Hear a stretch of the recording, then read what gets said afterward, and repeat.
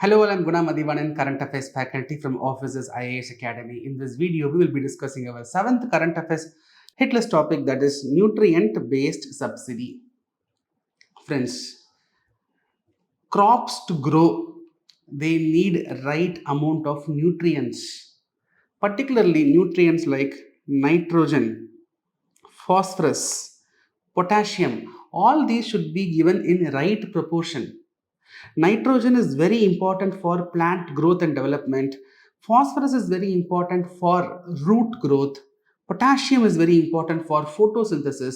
So all these nutrients are very essential, and these nutrients has to be applied in the form of fertilizers in a particular proportion. So what is the proportion suggested by government?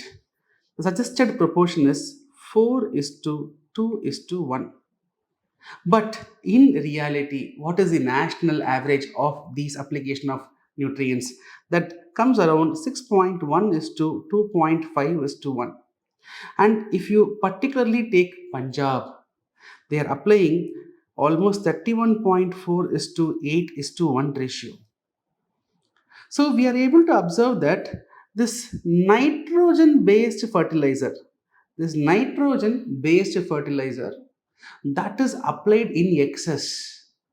The recommendation is 4 is to 2 is to 1, but in reality, instead of 4 parts, they are using either 6 parts or even sometimes 31 parts. What is the reason? Why nitrogen? That is urea. Urea is the nitrogen based fertilizer. So, why urea is used in excess? Why nitrogen is used in excess? Because urea is available at a cheaper price. The urea fertilizer price is very cheap. Why it is very cheap? Because government is giving huge amount of subsidy. Government fixes the MRP. The urea MRP itself is fixed by government. Let's say Guna chemicals and fertilizers. So Guna chemicals and fertilizers. So I am coming up with urea. So let us say one pack of urea, if I want to sell it for 1000 rupees, but you know what? Government fixes the MRP. I might say my production cost is 1000, but government says MRP is 400. Right? So in that case, I will face loss because I have produced for 1000, but government says MRP is 400. Yes, I will be facing loss, but government says, don't worry, Guna, I will give you the balance amount as subsidy. That is 600 rupees government will give to me as subsidy. So urea is heavily subsidized. The MRP itself is fixed by government. That is the reason farmers, they use huge amount of urea for plant growth. We cannot blame the farmers because only urea is available at such an affordable cost. So keeping this in mind, in the year 2010, government came with the program Nutrient Based Subsidy. See, under this nutrient based subsidy, government wanted to give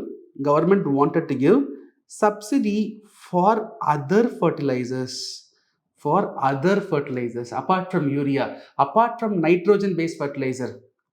There are phosphorus based fertilizers, there are potassium based fertilizers. Example, diammonium phosphate is an important fertilizer. So government in 2008, they decided that government will be giving subsidy for other fertilizers also, and that scheme is called as Nutrient Based Subsidy Scheme. Under this program, government will be giving a fixed subsidy. Government will be giving a fixed subsidy for the fertilizer companies. Unlike urea, in urea, MRP itself is fixed by government.